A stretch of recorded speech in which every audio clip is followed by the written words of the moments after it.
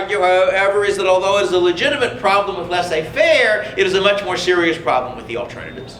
Because if you think about analyzing the political mechanisms that are offered as a solution to these problems, having the government decide that a public good is worth producing, collect taxes and use them to produce the public good, which is sort of a standard example, or have the government decide this activity produces a negative externality, so shouldn't be done, so we'll ban it. This activity produces a positive externality, should be done more, so we'll subsidize it or mandate it. That approach runs into much more serious problems of market failure than does the market. And let me run through a few examples. And we'll start with why democracy doesn't work. There is what I like to think of as the civics class model, or the naive model of democracy. And that's the model which says that the reason majority vote works is that if the politicians don't do the things that are in the interest of most of the people will vote them out and vote in new politicians who will do the right things, and therefore government on the whole most of the time will do the right things. And that, I think, is sort of the underlying simple model of democracy that lies behind a lot of support for it. And one of the problems with that model is that in order for me to vote out the bad guys and vote in the good guys, I have to know which is which. And for some odd reason, politicians practically never run for office with the slogan, "I'm the bad guy." So what would I have to do this? I would have to look at how my legislator was voting, and I would have to, for each vote, I'd have to at least know whether the bill he was voting for or against was a good or bad bill. And these bills are not generally written on 3x5 cards, so this would be a fair amount of work. And even then I couldn't be sure, because suppose I said, look, you voted against that bill and it's a good bill, and maybe the legislature said, you're absolutely right, it's a good bill, but I voted against it because I thought if we defeated that one we could get an even better bill on the same subject, which would still command majority support. You'd have to know if he's lying or not. He could be telling the truth. The general point is that in order for that model to work, the individual voter has to engage in a considerable amount of effort, time and trouble, maybe money, in order to follow what the people he votes for are actually doing and have an informed opinion on whether it's good or bad. Why should he bother to do that? Well, before hearing this talk, you might say because it makes the country better, or something of that sort, because he wants a good government. But wait a minute, this is a very large population society. My figuring out who is the less bad candidate for president and voting for him increases the chance that the less bad candidate will be elected by perhaps 1 in 5 million. Somewhere around there, if you think of the normal back and forth of a presidential election. It's more complicated because of our electoral college system, but 1 in 5 million, 1 in 10 million, that's the right order of magnitude.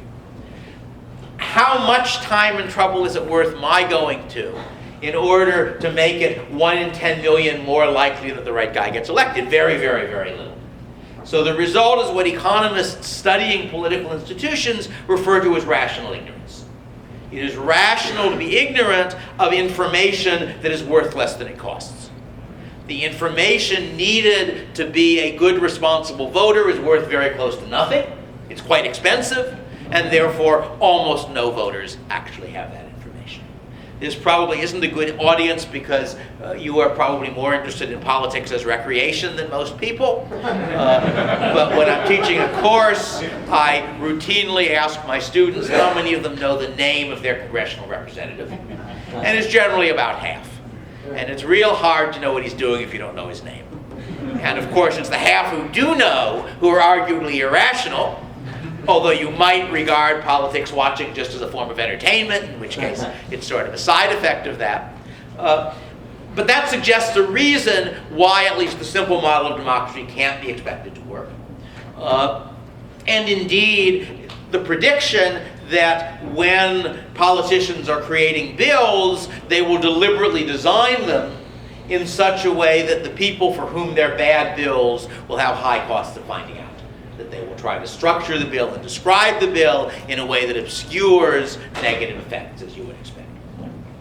Let me now switch to a more sophisticated model of democracy, one which I think is at least in part true, and this is the interest group model. So think of our system as a marketplace, a political marketplace, where people are bidding for laws, bidding for legislation. And how do you bid for legislation? well, if you're the head of a big steel firm, you go to a congressman, preferably one who's got some steel mills in his district, and you say, you know, I think if you were able to pass a tariff to keep out this wicked Japanese steel that's competing with us, I think that I and my friends could raise some money to help you get reelected.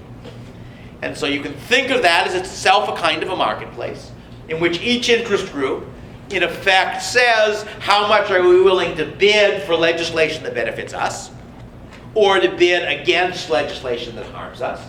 And then the congressmen, as rational, self-interested individuals, accept the highest bid and end up voting for legislation which is being bid for.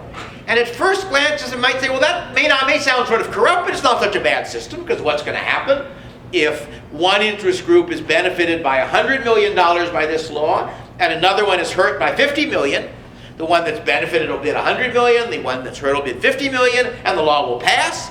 And since by assumption this law did net good, it helped more than it hurt, that's a good thing.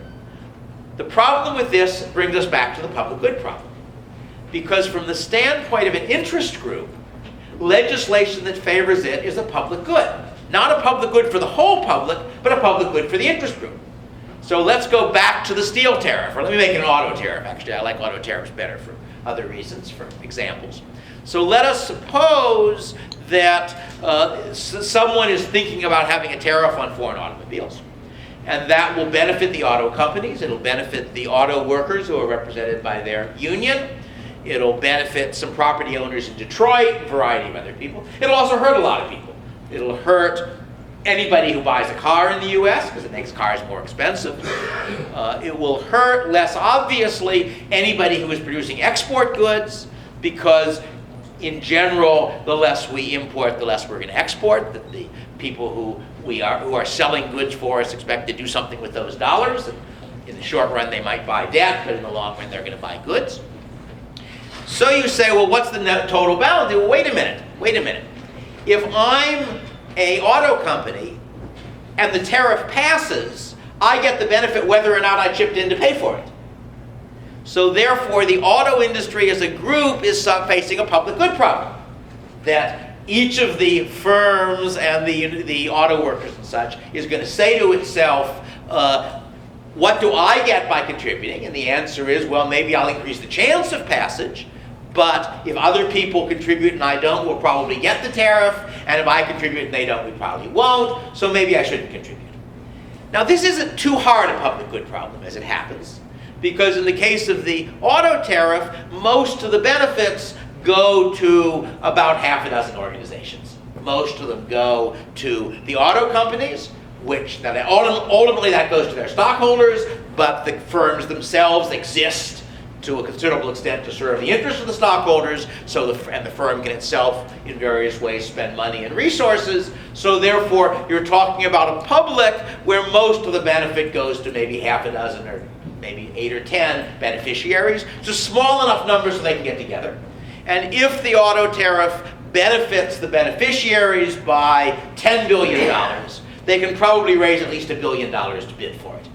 All right, they aren't going to get all of it because it's still a public good problem, but it's a public good problem which can be in part solved. Now let's think about the other side of it.